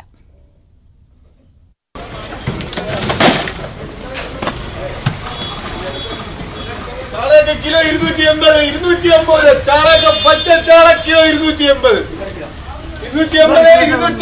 പച്ചച്ചാള 250 കിലോ. ഓടിവാ 250 രൂപ പച്ചച്ചാള, മുട്ടച്ചാള, വലിയ ചാള, ആരച്ചാള. മത്തി അഥവാ ചാളയ്ക്ക് എന്താ വിലയെന്ന് ഒരു ശരാശരി മലയാളി ഒരിക്കലും ചോദിച്ചിരിക്കില്ല. കാരണം നമ്മുടെ പോക്കറ്റിന് ഒതുങ്ങുന്ന തരത്തിലേ മത്തി ചാടിയിട്ടുള്ളൂ. വലിപ്പത്തിലും രൂപത്തിലുമൊന്നും ഒരു മാറ്റവും സംഭവിച്ചിട്ടില്ലെങ്കിലും ആൾക്കിപ്പോൾ നെയ്മീൻ്റെ അനുജനാണെന്ന ഭാവമാണ്. വില 350 കടന്ന് കുതിക്കുന്നു. വില കൂടിയതിൽ പരിഭവമുണ്ടെങ്കിലും വാങ്ങാതെ പോകുന്നത് എങ്ങനെയെന്ന് ആരാധകർ. ചാള കണ്ടിട്ട് നല്ല ഫ്രഷ് ചാളയായിട്ട് തോന്നുന്നുണ്ട്. ഇപ്പൊ ട്രോളിംഗ് ആയതുകൊണ്ട് വില കൊണ്ട് സാധാരണ 240 ആവാറുള്ളൂ സാധാരണ ചാളക്കൊക്കെ. ഇപ്പൊ ഒരു 250. എന്നാലും അത്യാവശ്യമല്ലേ ചാള മേടിക്കാതിരിക്കാൻ പറ്റുമോ? ചാളയുടെ വില ഇപ്പോഴത്തെ വില വെച്ചപ്പോൾ കുഴപ്പമില്ല, അല്ലെങ്കിൽ കൂടുതലാണ്. സാധാരണ പുറത്തൊക്കെ 400-380 വില കൂടിയാലും നമ്മൾ മേടിക്കും. ചാള അടിപൊളിയല്ലേ, എന്നെ പിള്ളേർക്കല്ല, എത്ര വിലയാണ് പിള്ളേർക്ക് കൊടുക്കണം. കടലിലെ വറുതി, ട്രോളിംഗ് അങ്ങനെ വില കൂടാൻ കാരണങ്ങളുണ്ടെന്ന് എറണാകുളം വൈപ്പിനിലെ കച്ചവടക്കാരനായ സജീഷ് പറയുന്നു. ചാള എന്ന് പറയുന്ന സാധനം നമ്മളെ കേരള കടത്തിലത്ത് കണ്ടുവരുന്നില്ല.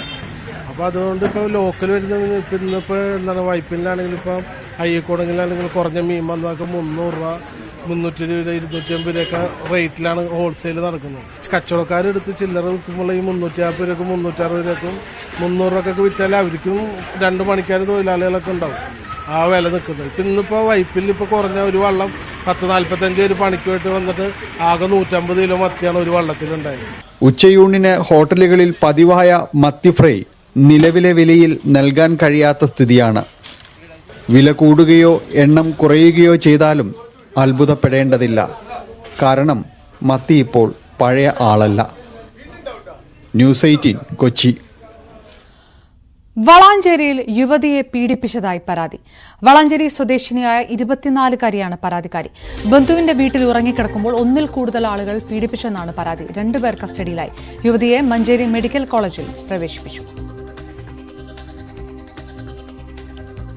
CV അനുമോദ് വിവരങ്ങളുമായി. അനുമോദ്, എപ്പോഴാണ് സംഭവം ഉണ്ടായത്? വിവരം എന്താണ്?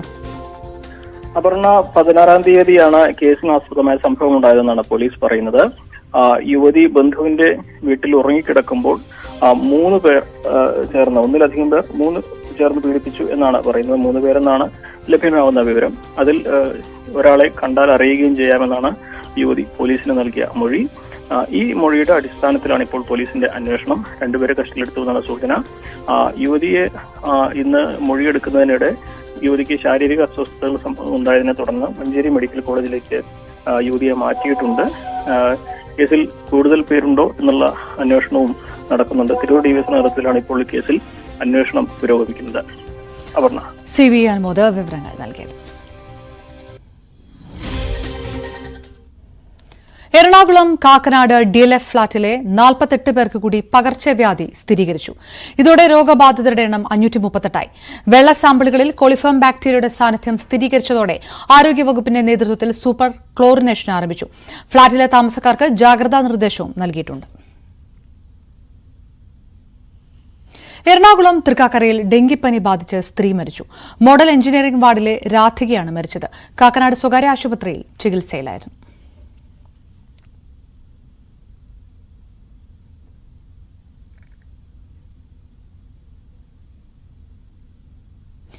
ബാലരാമപുരത്ത് തൊഴിലുറപ്പ് തൊഴിലാളി സ്ത്രീകൾക്ക് കടന്നൽ കുത്തേറ്റു. 2 പേരെ മെഡിക്കൽ കോളേജ് ആശുപത്രിയിൽ പ്രവേശിപ്പിച്ചു. 13 പേർ പ്രാഥമികാരോഗ്യ കേന്ദ്രത്തിലും ചികിത്സ തേടി. +1 സീറ്റ് വിഷയത്തിൽ മലപ്പുറം മേഖല ഹയർ സെക്കൻഡറി ഉപഡയറക്ടറുടെ ഓഫീസിലേക്ക് MSFന്റെ പ്രതിഷേധം. ഓഫീസ് പൂട്ടിയിടാനുള്ള MSF പ്രവർത്തകരുടെ ശ്രമം പോലീസ് തടഞ്ഞു. മുദ്രാവാക്യം വിളിച്ച് കുത്തിയിരുന്ന് പ്രതിഷേധിച്ച MSF പ്രവർത്തകരെ പോലീസ് അറസ്റ്റ് ചെയ്ത് നീക്കി. തുടർച്ചയായ 2ാം ദിവസമാണ് +1 സീറ്റ് വിഷയത്തിൽ മലപ്പുറത്ത് MSFന്റെ പ്രതിഷേധം നടക്കുന്നത്.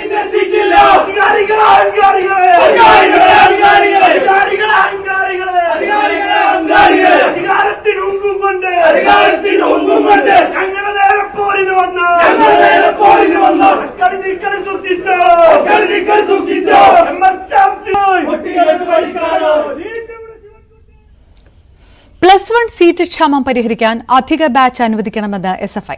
അലോട്ട്മെന്റ് പൂർത്തിയാകുന്നതനുസരിച്ച് ബാച്ച് അനുവദിക്കണമെന്നാണ് ആവശ്യം. പ്രശ്നം പരിഹരിക്കാമെന്ന് ഉറപ്പ് കിട്ടിയിട്ടുണ്ടെന്നും അതിൽ മാറ്റം വന്നാൽ SFI സമരത്തിലുണ്ടാകുമെന്നും അഖിലേന്ത്യാ അധ്യക്ഷൻ VP സാനു പറഞ്ഞു. തീർച്ചയായും അധിക ബാച്ചുകൾ അനുവദിക്കുക എന്നുള്ളത് ആവശ്യമായിട്ട് വരും. അത് പൂർണ്ണമായും ഇപ്പോഴുള്ള ഈ പറയുന്ന അലോട്ട്മെന്റ് പൂർത്തിയാവുന്നതോടുകൂടി എത്ര സീറ്റ് ഓരോ താലൂക്ക് അടിസ്ഥാനത്തിൽ ആവശ്യമാണ് എന്ന് നോക്കി ഗവൺമെന്റ് അതിനനുസരിച്ച് പുതിയ ബാച്ചുകൾ അനുവദിക്കുക എന്നുള്ളതാണ്. 1 വർഷം കൊണ്ട് പരിഹരിക്കണം എന്നുള്ളത് തന്നെയാണ് ഞങ്ങളുടെയും ആവശ്യം. പാലക്കാട് അട്ടപ്പാടി സ്കൂളിലെ വൈദ്യുതി വിച്ഛേദിച്ച KSEB. അഗളി GVHS സ്കൂളിലെ വൈദ്യുതിയാണ് വിച്ഛേദിച്ചത്. 53,201 രൂപ വൈദ്യുതി കുടിശ്ശികയായതിനാലാണ് വൈദ്യുതി വിച്ഛേദിച്ചത്. പാലക്കാട് ജില്ലാ പഞ്ചായത്തിന്റെ നിയന്ത്രണത്തിലാണ് അഗളിയിലുള്ള ഗവൺമെന്റ് ഹൈസ്കൂൾ. ഇവിടെ 2500ഓളം കുട്ടികളാണ് പഠിക്കുന്നത്. കഴിഞ്ഞ 6 മാസമായി ഇവിടുത്തെ വൈദ്യുതി ബിൽ കുടിശ്ശികയാണ്. ഇതിൽ 40,000ഓളം രൂപ ഇവിടെ നിന്നുള്ള ഓൺ ഫണ്ടിൽ നിന്ന് പ്രധാന അധ്യാപികയും മറ്റും ഇടപെട്ട് അടയ്ക്കുകയായിരുന്നു. ബാക്കി വന്ന 50,000 ചില്ലാനം രൂപയാണ് അടയ്ക്കാൻ കഴിയാതെ വന്നത്. ഇതേ തുടർന്നാണ് ഇന്ന് രാവിലെ KSEB അധികൃതരെത്തി സ്കൂളിലെ ഫ്യൂസ് ഊരിയിട്ടുള്ളത്. ഇക്കാര്യം നേരത്തെ തന്നെ കൃത്യമായി തന്നെ ഇത് വിദ്യാഭ്യാസ വകുപ്പിനെ അറിയിച്ചതാണ്. വിദ്യാഭ്യാസ വകുപ്പിന്റെ അലംഭാവത്തെ തുടർന്നാണ് ഇത്തരം ഒരു അവസ്ഥയിലേക്ക് ഏറ്റവും പിന്നോക്ക വിഭാഗങ്ങൾ, അതായത് ആദിവാസി കുട്ടികൾ ഉൾപ്പെടെയുള്ള പിന്നോക്ക വിഭാഗങ്ങൾ പഠിക്കുന്ന ഒരു സ്കൂൾ കൂടിയാണ് അഗളിയിലുള്ളത്. ഇവിടെയാണ് ഇങ്ങനെയൊരു സർക്കാരിന്റെ അലംഭാവം കാരണം ഇങ്ങനൊരു സംഭവം ഉണ്ടായിട്ടുള്ളത്. എന്തായാലും ഇക്കാര്യങ്ങൾ, അതായത് കൃത്യമായി തന്നെ കഴിഞ്ഞ കുറച്ച് കാലങ്ങളായി ഇതുപോലെ തന്നെ ബില്ലിൽ വലിയ കുടിശ്ശിക ഉണ്ടാവുകയും ഇത് സ്കൂൾ ഇടപെട്ട് അടച്ചുകൊണ്ടിരിക്കുകയും ചെയ്തു. പക്ഷേ ബാക്കി വന്ന തുക അടയ്ക്കാൻ പറ്റാത്ത ഒരു അവസ്ഥ വന്നതുകൊണ്ടാണ് ഇപ്പോൾ ഇങ്ങനെ സംഭവിച്ച് എന്നാണ് പ്രധാന അധ്യാപിക പറയുന്നത്. നമ്മൾ ഇവിടെ ജില്ലാ പഞ്ചായത്തുമായിട്ട് ബന്ധപ്പെട്ടു. അവർക്ക് നമ്മുടെ ലെറ്റർ ഹെഡിൽ അപേക്ഷ എഴുതി നേരിട്ട് പോയി കണ്ട് എല്ലാം പറഞ്ഞു കൊടുത്തതാണ്. അപ്പോൾ അവർ പറയുന്നത് നിങ്ങൾ അതിൽ നിന്ന് അടയ്ക്കണ്ട, ഞങ്ങൾ അടച്ചോളാം, നിങ്ങൾ അടയ്ക്കുവാണെങ്കിൽ അത് തിരിച്ച് കിട്ടത്തില്ല. അങ്ങനെ പറഞ്ഞപ്പോൾ നമ്മളിപ്പോൾ അടച്ചില്ലായിരുന്നു. അപ്പോൾ ഇന്ന് വന്നിട്ട് KSEBയിലെ ജോലിക്കാർ വന്ന് അത് കട്ട് ചെയ്തു പോയി. അപ്പോൾ നമുക്കിവിടെ ഇത്ര പിള്ളേർക്കും ഉച്ചഭക്ഷണം കൊടുക്കണം, അതുപോലെ ടോയ്ലറ്റിൽ പോകാനുള്ള വെള്ളം പിള്ളേർക്ക് വേണം. അപ്പോൾ ആദ്യകാല ഒരു ബുദ്ധിമുട്ടിലാണ് ഞങ്ങൾ. നമുക്കറിയാം, കഴിഞ്ഞ 2 മാസം മുമ്പ് ഇതുപോലെ തന്നെ പാലക്കാടുള്ള വിദ്യാഭ്യാസ വകുപ്പിന്റെ ഉപഡയറക്ടറുടെ കാര്യാലയത്തിലെ ഫ്യൂസും KSEB ഊരിയിരുന്നു. ഇതും കുടിശ്ശിക, വലിയ തോതിൽ കുടിശ്ശിക വന്നതിന്റെ ഒരു അടിസ്ഥാനത്തിലായിരുന്നു. KSEBക്ക് കുടിശ്ശിക അടയ്ക്കുന്നതിൽ പലപ്പോഴും വിദ്യാഭ്യാസ വകുപ്പിന്റെ വീഴ്ചയിലേക്കാണ് യഥാർത്ഥത്തിൽ ഇത് വിരൽ ചൂണ്ടുന്നത്. എന്തായാലും സ്കൂളിന്റെ കാര്യത്തിൽ നടന്നത് അതീവ ദുഃഖകരമായ ഒരു കാര്യം തന്നെയാണ്. കാരണം അവിടെ വൈദ്യുതി ഇല്ലാതെ ഇത്രയും കുട്ടികൾ പഠിക്കേണ്ട ഒരു അവസ്ഥ ഉണ്ട്. എന്തായാലും ഇക്കാര്യത്തിൽ സർക്കാരിന്റെ അല്ലെങ്കിൽ വിദ്യാഭ്യാസ വകുപ്പിന്റെ ഒരു ഫലപ്രദമായ ഇടപെടൽ ആവശ്യമാണ് എന്ന് തന്നെയാണ് രക്ഷിതാക്കളും പറയുന്നത്. S Vinesh Kumar, news 18, Palakkad. സംസ്ഥാനത്ത് മരണാനന്തര അവയവദാനം നിരുത്സാഹപ്പെടുത്തുന്ന സാഹചര്യമുണ്ടെന്ന് ആരോഗ്യമന്ത്രി വീണ ജോർജ് നിയമസഭയിൽ. മരണാനന്തര അവയവദാനവുമായി ബന്ധപ്പെട്ട് പലതരത്തിലുള്ള തെറ്റിദ്ധാരണകൾ നിലനിൽക്കുന്നുവെന്നും വീണ ജോർജ് പറയുന്നു. പ്രത്യേക മാനദണ്ഡം അനുസരിച്ചാണ് മസ്തിഷ്ക മരണം സ്ഥിരീകരിക്കുന്നത്. അവയവദാനത്തിനായി അവബോധം സൃഷ്ടിക്കുമെന്നും ചൂഷണങ്ങൾ തടയാൻ നടപടി സ്വീകരിക്കുമെന്നും ആരോഗ്യമന്ത്രി പറഞ്ഞു. അവയവദാനം സംബന്ധിച്ചുള്ള വാർത്തകളുടെ പശ്ചാത്തലത്തിൽ ഡോണറെ ലഭിക്കാത്ത സാഹചര്യമുണ്ടെന്ന് പ്രതിപക്ഷ നേതാവ് വി ഡി സതീശൻ പറഞ്ഞു. എറണാകുളം KSRTC സ്റ്റാൻഡിലെ വെള്ളക്കെട്ട് പ്രതിസന്ധി അടിയന്തരമായി പരിഹരിക്കുമെന്ന് മന്ത്രി കെ ബി ഗണേഷ് കുമാർ നിയമസഭയിൽ. നാളെ ഉച്ചയ്ക്ക് ശേഷം ഗതാഗത മന്ത്രി ഉൾപ്പെടെ വിദഗ്ധ സംഘം ബസ് സ്റ്റാൻഡ് സന്ദർശിക്കും. MLA ഫണ്ട് ഉൾപ്പെടെ ഉപയോഗിച്ച് പ്രശ്നം പരിഹരിക്കാനാണ് ശ്രമം. ബസ് സ്റ്റാൻഡിന്റെ മറ്റ് അടിസ്ഥാന സൌകര്യങ്ങളും പരിശോധിക്കുമെന്നും ഗണേഷ് കുമാർ പറഞ്ഞു. സിനിമകൾ അതിന്റെ പൂർണ്ണതയിലെത്തുമ്പോൾ മാത്രമാണ് അത് ഹിറ്റ് സിനിമ ആകുന്നതെന്ന് തമിഴ് താരം വിജയ് സേതുപതി. എന്നാൽ സിനിമ പൂർത്തിയാകുമ്പോൾ മാത്രമാണ് അത് എത്രത്തോളം മികച്ചതെന്ന് പറയാനാകുന്നത്. വളരെ മോശം സിനിമകളിൽ പോലും അഭിനയിച്ചിട്ടുണ്ട്. 50ാമത്തെ ചിത്രമായ മഹാരാജയുടെ റിലീസിന്റെ ഭാഗമായി തിരുവനന്തപുരത്ത് എത്തിയപ്പോഴായിരുന്നു വിജയ് സേതുപതിയുടെ പ്രതികരണം. எங்களுடைய மகாராஜா படத்துக்கு இவ்வளோ பெரிய வரவேற்பு கொடுத்ததுக்கும் அந்த படத்தை பார்த்து நல்ல விதமாக பேசின உங்களுக்கும் மக்களுக்கும் ரொம்ப ரொம்ப நன்றி. Thank you so much. தேங்க்யூ. இப்போ இந்த படம் ஹிட் ஆச்சு இல்லை சார், அதுக்குமே நான் காரணம் இல்லை சார். அதனால ஆமாம் சார், ஏன்னா சார் ஒரு வேலை ஒருத்தரால நடக்கல. இப்போ ஹீரோ நம்ம வேலை இந்த கதை நல்லா இருக்கு. இப்போ நான் இதுக்கு முன்னாடியே படம் பண்ணிருக்கேன். இப்போ 50 படம் பண்ணியிருக்கேன். 50 படங்களை சிலது கிளாசிக்ஸா இருக்கலாம், சிலது ஹிட்டா இருக்கலாம், சிலது ஆவரேஜா இருக்கலாம், சிலது ஃபிளாப்பா இருக்கலாம், பேட் ஃபிலிம் கூட சொல்லியிருக்கலாம். ஓகே, பட் எல்லா ஃபிலிமே நான் சூஸ் பண்ணும்போது எனக்கு அதோட ஒரு கனெக்ஷன் இருக்கு போது தான் நான் சூஸ் பண்ணேன். ஸோ ஃபிலிமை சூஸ் பண்ணதுக்கு அப்புறம் அது சரியா எக்ஸிக்யூட் பண்ணப்படணும், சரியா காஸ்டிங் பண்ணப்படணும், எல்லா வேலையும் சரியா நடந்து அது சரியா டெலிவரி ஆனாதான் அந்த படம் ஹிட். ஸோ அது ஒருத்தர் மட்டும் இல்லை, பட் ஒவ்வொரு ஸ்கிரிப்டை சூஸ் பண்ணும்போது இப்போ நீங்கள் எங்கிட்ட உட்காந்து ஏதோ ஒரு படத்தை நான் இங்கே சொல்ல முடியாது, ஏன்னா சொன்னால் யாரையா ஹர்ட் பண்ணுற மாதிரி இருக்கும். நீங்கள் நிஜமாக என் படம் ஃப்ளாப் ஆன படத்தை எடுத்து இந்த படம் நீ எதுக்கு விஜய் சூஸ் பண்ணுன்னு கேட்டிங்கன்னா நான் உங்களுக்கு I can give you 100 reasons. But ஏன்னா எல்லா ஃபிலிமும் அந்த படம் பண்ணும்போது அதோட எமோஷனல் கனெக்ஷன்ஸும் அதோட சீன்ஸும் எவ்வளோ தூரம் ஆடியன்ஸை கனெக்ட் பண்ணும், எவ்வளோ தூரம் பிடிக்கும் அப்படின்னு கணக்கு போட்டு தான் அந்த வேலையவே செய்கிறோம் நாங்கள். സംസ്ഥാനത്ത് വരും ദിവസങ്ങളിൽ മഴ ശക്തമാകും. വടക്കൻ കേരളത്തിൽ അതിതീവ്ര മഴയെന്നാണ് കാലാവസ്ഥാ മുന്നറിയിപ്പ്. കോഴിക്കോട്, വയനാട്, കണ്ണൂർ ജില്ലകളിൽ മറ്റന്നാൾ റെഡ് അലർട്ടാണ്.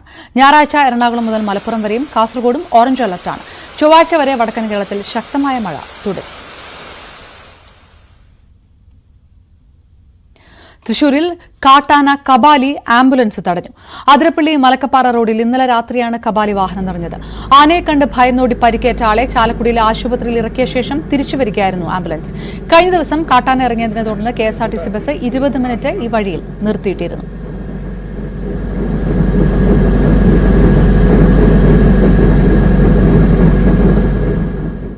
അതേസമയം അതിരപ്പള്ളിയിൽ ജനവാസ മേഖലയിൽ കാട്ടാനക്കൂട്ടം ഇറങ്ങി വ്യാപകമായി കൃഷി നശിപ്പിച്ചു. അടിമാലിയിൽ പാപ്പാനെ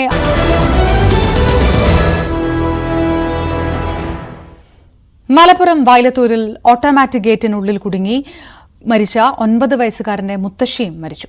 പേരക്കുട്ടിയുടെ മൃതദേഹം കാണാനെത്തിയ ചെങ്ങണക്കാട്ടിൽ കുന്നശ്ശേരി ആസിയാണ് ഹൃദയാഘാതം മൂലം മരിച്ചത്. ഇന്നലെയാണ് 9 വയസ്സുകാരനായ മുഹമ്മദ് സിനാൻ ഓട്ടോമാറ്റിക് ഗേറ്റിനുള്ളിൽ കുടുങ്ങി മരിച്ചത്.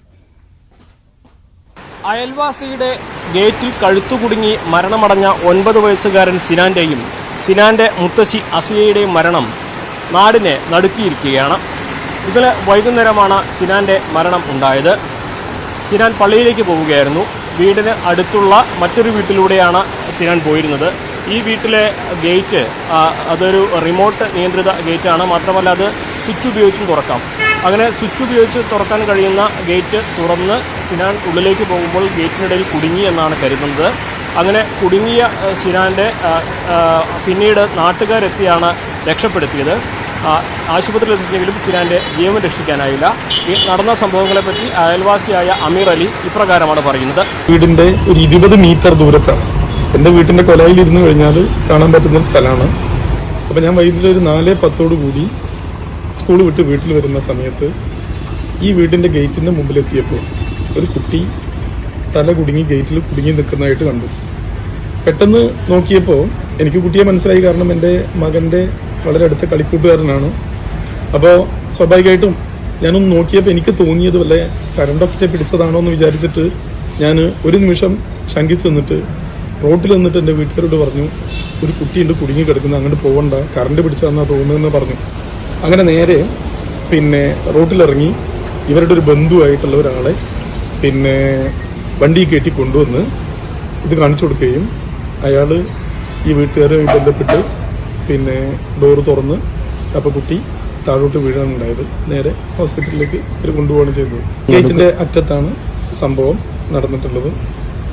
കുട്ടി തല പുറത്തേക്ക് ഇട്ടിട്ടാണ് നിൽക്കുന്നത്. എന്തായാലും ഷോക്കടിച്ചതൊന്നുമല്ല, ഗേറ്റ് കുടുങ്ങിയത് തന്നെയാണ്. കുട്ടി കടന്ന സമയത്ത് ഗേറ്റ് വന്ന് അടിച്ചതായിരിക്കാനാണ് സാധ്യത. എനിക്ക് കറക്റ്റായിട്ട് പറയാൻ പറ്റൂല. ഉടൻ തന്നെ ഹോസ്പിറ്റലിൽ കൊണ്ടുപോയിട്ട് കുറച്ച് കഴിഞ്ഞപ്പോഴാണ് കുട്ടി മരിച്ചത്. സിനാന്റെ മരണം അറിഞ്ഞ ഉടനെ തന്നെ ആസിയയ്ക്ക് ശാരീരിക അസ്വസ്ഥതകളുണ്ടായിരുന്നു, ശ്വാസമുട്ടലുണ്ടായിരുന്നു, കുഴഞ്ഞു വീണിരുന്നു. ആശുപത്രിയിൽ എത്തിച്ച അവരുടെ മരണവും രാത്രി തന്നെ സ്ഥിരീകരിച്ച ഒരു സാഹചര്യമാണ്. ഹൃദയാഘാതമാണ് ആസിയയുടെ ജീവനെടുത്തത്. ആസിയയുടെ മൃതശരീരം രാവിലെ തന്നെ വീട്ടിലേക്ക് കൊണ്ടുപോയി സിനാന്റെ മൃതശരീരം പോസ്റ്റ്മോർട്ടം നടന്നതിന് ശേഷമാണ് ഇനി വീട്ടുകാർക്ക് വിട്ടുകൊടുക്കുക. രണ്ടുപേരുടെയും ഖബറടക്കം ചിലവൂർ പള്ളി ഖബറിസ്ഥാനിലായിരിക്കും ഉണ്ടാവുക. എന്താണെങ്കിലും നാടിനെ നടുക്കിയ എല്ലാ അർത്ഥത്തിലും നാട്ടുകാരെ ഒന്നടങ്കം വേദനയിലാക്കിയ സംഭവമാണ് സിനാന്റെയും ഉമ്മുമ്മയുടെയും ഈ ആകസ്മിക മരണം. മലപ്പുറത്തും അഖിലോട്ട് പറയ്ക്കൊപ്പം CV അനുമോദ്, ന്യൂസ് 18. തിരുവനന്തപുരം പാറ്റൂരിൽ ആമയിഴഞ്ചാൻ തോട്ടിൽ ചാടിയ യുവാവിനെ രക്ഷിച്ചു. അഗ്നിശമന സേനയാണ് ഇയാളെ തോട്ടിൽ നിന്ന് പുറത്തെടുത്തത്. ആത്മഹത്യ ചെയ്യുന്നുവെന്ന് പറഞ്ഞാണ് യുവാവ് തോട്ടിലേക്ക് ചാടിയത്. എന്നാൽ വെറുതെ ചാടിയതാണെന്നായിരുന്നു തോട്ടിൽ നിന്ന് പുറത്തെടുത്ത ശേഷമുള്ള യുവാവിന്റെ പ്രതികരണം.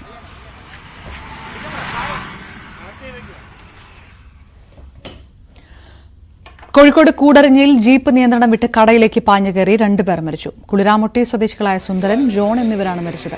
ചായക്കടയിലേക്കാണ് ജീപ്പ് പാഞ്ഞു കയറിയത്.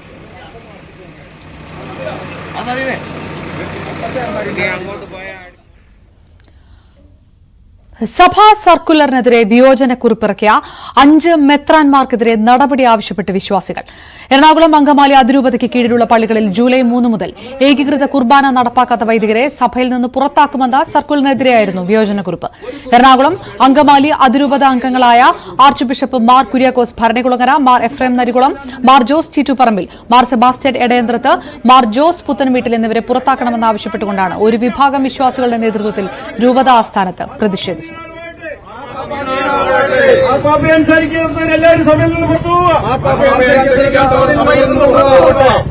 അനുസരിക്കാത്ത എല്ലാ വൈദികരും പുറത്തുപോവുക. CSI ദക്ഷിണ കേരള മഹാ ഇടവകയുടെ ഭരണ പ്രതിസന്ധിയിൽ ബിഷപ്പിന് തിരിച്ചടി. മഹാ ഇടവകയുടെ ഭരണ അധികാരം തങ്ങൾക്കാണെന്ന് വ്യക്തമാക്കണമെന്നാവശ്യപ്പെട്ടുള്ള ബിഷപ്പ് റോയ്സ് മനോജ് വിക്ടറുടെ ഹർജി ഹൈക്കോടതി തള്ളി. സുപ്രീംകോടതി വിധിക്ക് ശേഷമേ അധികാരം ആർക്കെന്ന് പറയാൻ കഴിയൂവെന്ന് കോടതി പറഞ്ഞു. സുപ്രീംകോടതി വിധി വരും വരെ ഇരുവിഭാഗത്തിനും അധികാരമുണ്ടായിരിക്കില്ലെന്ന് ഹൈക്കോടതി നേരത്തെ വ്യക്തമാക്കിയിരുന്നു. ദക്ഷിണ കേരള മഹാ ഇടവകയുടെ സെക്രട്ടറിയായിരുന്ന പ്രവീൺ TT നൽകിയ ഹർജിയിലാണ് ഹൈക്കോടതി നിർണായക ഉത്തരവ് പുറപ്പെടുവിച്ചത്.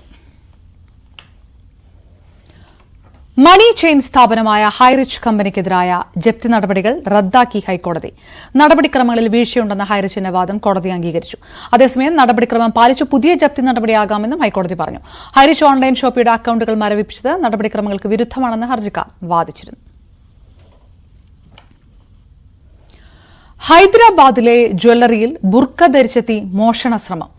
ആയുധധാരികളായ മോഷ്ടാക്കളെ കട ഉടമയും മകനും കസേര കൊണ്ട് നേരിട്ട് പരാജയപ്പെടുത്തി.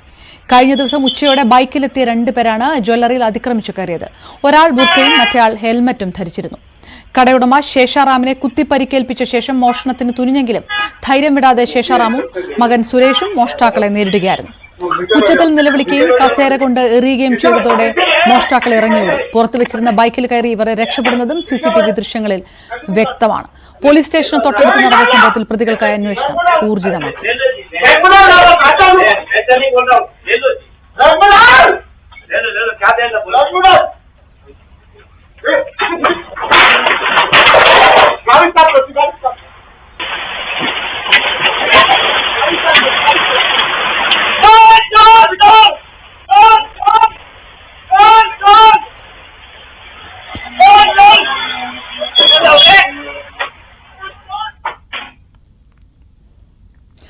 IPL കേരള പ്രീമിയർ ലീഗുമായി കേരള ക്രിക്കറ്റ് അസോസിയേഷൻ സെപ്റ്റംബറിൽ ടൂർണമെന്റ് തുടങ്ങുമെന്ന് KCA ഭാരവാഹികൾ പറഞ്ഞു. 2020 ഫോർമാറ്റിൽ നടത്തുന്ന ടൂർണമെന്റിൽ 6 ടീമുകൾ പങ്കെടുക്കും.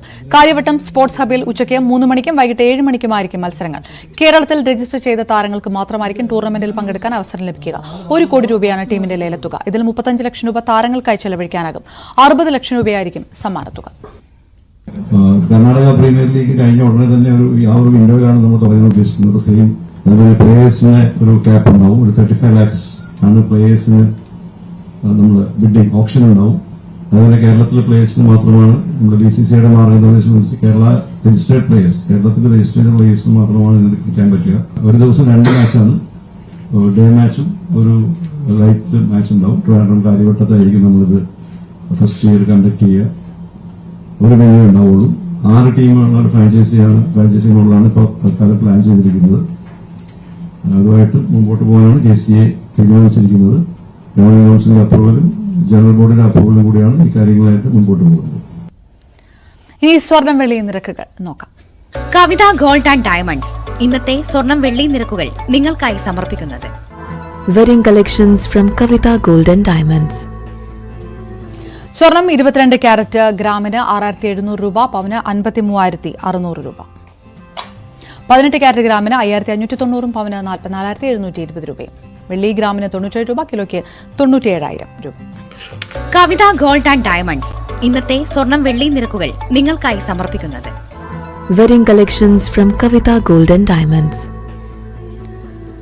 പൂർണ്ണമാകുന്നു ലൈവ് അറ്റ് 6. നമസ്കാരം.